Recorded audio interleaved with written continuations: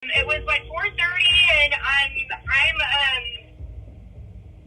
I'm about to send out stuff in the mail to remind patients to schedule their well checks, and I'm writing addresses down, and I see someone come in and enter the office, and like it's not abnormal to have someone enter the office because I mean we're seeing patients still, like we have 1 or 2 patients still left to go.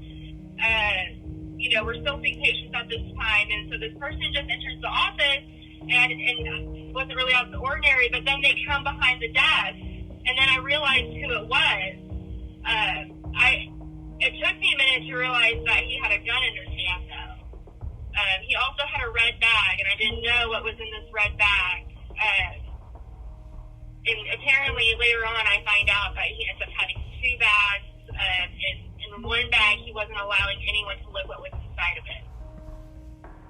And so then what happened?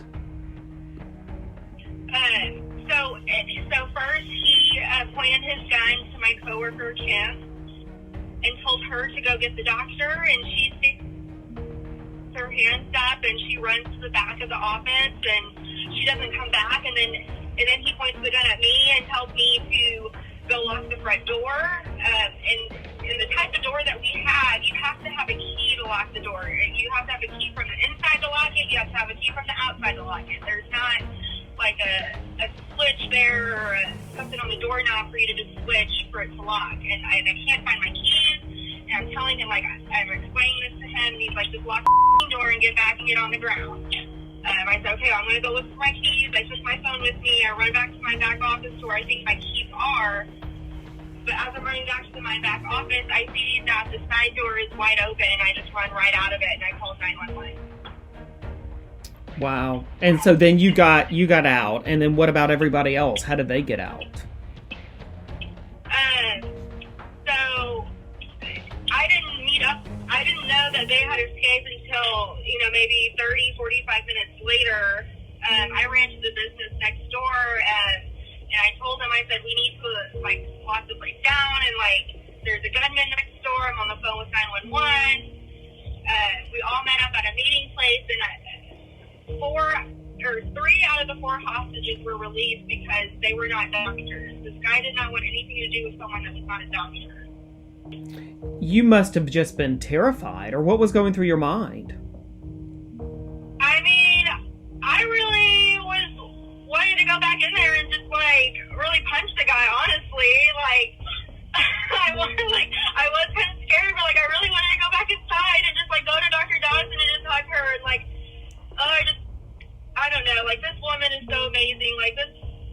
This woman has done a lot for me in this past year. She took a chance on me a year ago. I was on probation and, all this stuff, but she took a chance on me, and she hired me, and she furthered my education and invested in me, and she just thought I was brilliant, and that's just what it is about her. She just saw that in everybody and just wanted everyone to just know what their worth was. Wow. How are you doing today with everything that has happened? I think I haven't completely, totally processed everything yet. I'm still kind of shocked that this all happened. I mean, I haven't really slept. I haven't cried about it. I haven't emotionally processed all of this yet. I haven't even talked to my mom about it yet either. Yeah. When he came back in, yesterday, what did you think? I was kind of surprised. I was like, wow, really, this guy? Because, when he came in last week, I took a copy of his business card. We got his name. We got his colleague's name. He showed me that he had medical licenses in California and Florida. He seemed like a pretty legit guy.